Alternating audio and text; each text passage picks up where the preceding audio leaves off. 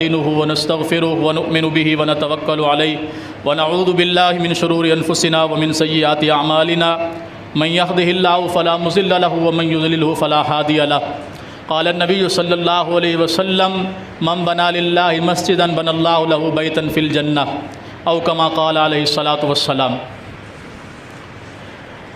آپ سب احباب کے لیے ایک خوشخبری ہے الحمدللہ کہ آج 10 تاریخ ہے، جمعہ ہے۔ کل یا پرسوں سے انشاءاللہ ہم اس مسجد کو شہید کر رہے ہیں۔ اس کو شہید کر کے انشاءاللہ اس کی جگہ پر RCC عمارت مسجد کی انشاءاللہ تعمیر کی جائے گی۔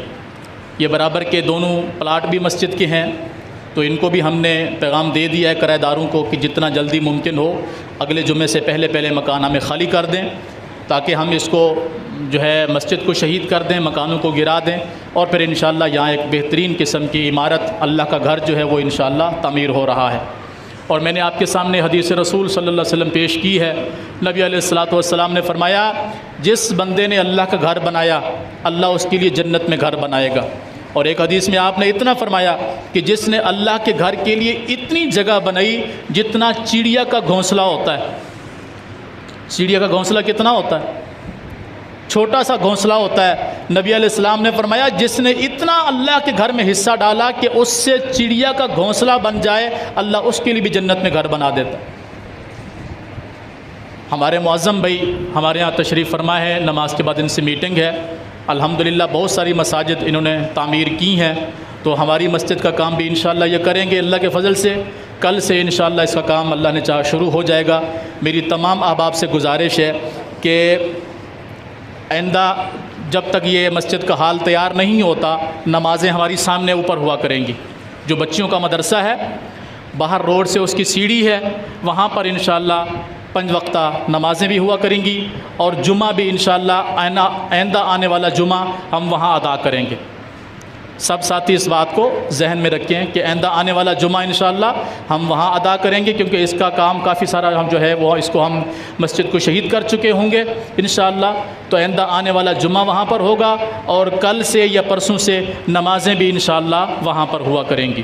ایک تو یہ، دوسرا یہ کہ آپ تمام احباب سے بھی یہ گزارش ہے کہ آپ لوگ جو چیز عطیہ کر سکتے ہیں، آپ بلاک دے سکتے ہیں۔ ہم یہاں 6 انچی کا بلاک لگائیں گے اس کی مین باؤنڈری میں، اور جہاں ہمیں ضرورت پڑے گی پھر ہم 5 انچی کا بلاک استعمال کریں گے، وہ ہماری مشاورت ہو جائے گی۔ آپ بلاک دے سکتے ہیں، بلاک دیں۔ سیمنٹ دے سکتے ہیں، سیمنٹ دیں۔ ریتی دے سکتے ہیں، ریتی دیں۔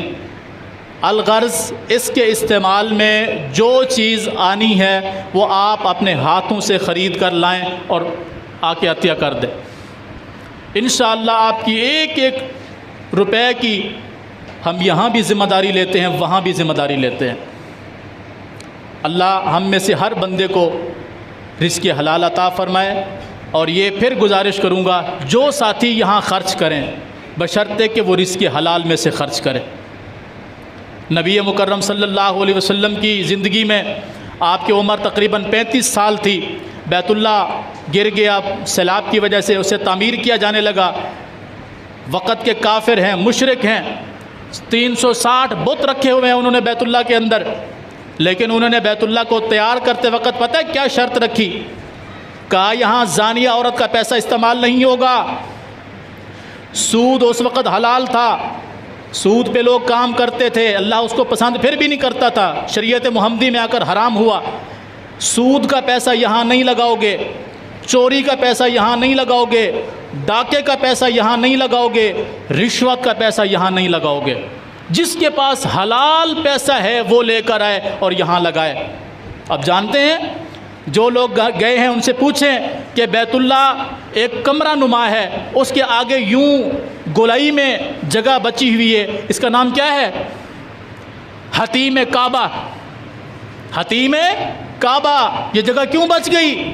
کیونکہ رزق حلال اتنا جمع ہوا جس سے یہ جو کمرے کی عمارت بنی ہوئی ہے نا، صرف اسی پر بیت اللہ تیار ہو سکا۔ وہ جگہ انہوں نے چھوڑ دی کیونکہ ان کے پاس حلال پیسوں کا فنڈ ختم ہو گیا تھا۔ نبی مکرم صلی اللہ علیہ وسلم کو اما عائشہ رضی اللہ تعالیٰ عنہ بیان فرماتی ہیں اللہ کے رسول اب تو مکہ فتح ہو گیا ہے، اب تو آپ چاہیں تو اس کو شہید کر کے بیت اللہ کو اس کی اصل جگہ پر لائیں۔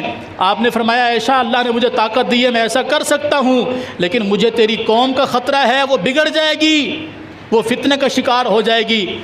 ہم میں سے کوئی بندے کے لیے بیت اللہ کا دروازہ نہیں کھولا جاتا، بڑے بڑے ملکوں کے وزیروں صدور کے لیے وزراء کے لیے دروازہ کھولا جاتا ہے۔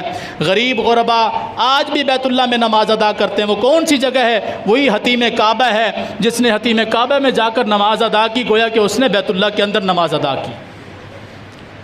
تو ہماری آپ سب سے بھی یہی گزارش ہے، کیا امید ہے آپ سب رزق حلال کماتے ہوں گے، اللہ آپ سب کو رزق حلال عطا فرمائے، ہر قسم کے حرام سے محفوظ فرمائے۔ لیکن پھر بھی گزارش ہے کہ اس گھر کے اندر وہ بندہ بھلے 1 روپیہ لگا سکتا ہو رزق حلال میں سے ہو، اللہ قبول فرمائے۔